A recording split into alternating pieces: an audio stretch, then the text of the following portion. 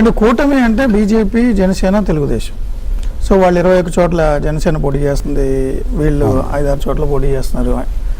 కానీ కంప్లీట్గా Janasena, BJP, TDP మూడు కలిసి మీ పార్లమెంట్ పరిధిలో పోటీ చేస్తున్నాయి కదా. రెండు జనసేన, ఒకటి కామినేని శ్రీనివాస్ గారు బీజేపీ. అవును. సో మీ పార్లమెంట్ పరిధిలో అన్నీ ఉన్నాయి, మూడు పార్టీల కూటమి ఉంది. సో జనరల్గా బీజేపీ వాళ్ళు మైనస్ అని అంటున్నారు, మీకు ఏమైనా తట్టిందా మీ నియోజకవర్గంలో?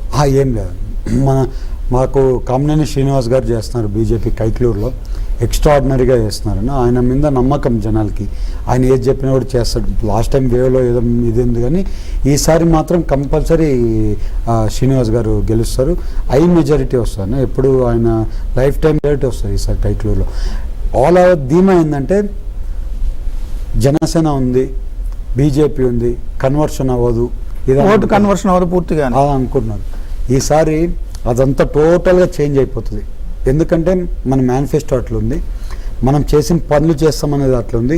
మన రాష్ట్రం 20 ఏళ్ళు వెనకాలకి వెళ్ళిపోయింది. చంద్రబాబు నాయుడు అయితేనే ఒక రాష్ట్రం అభివృద్ధి చెందుతుంది, అందరికీ ఐడియా ఉందండి ఇప్పుడు.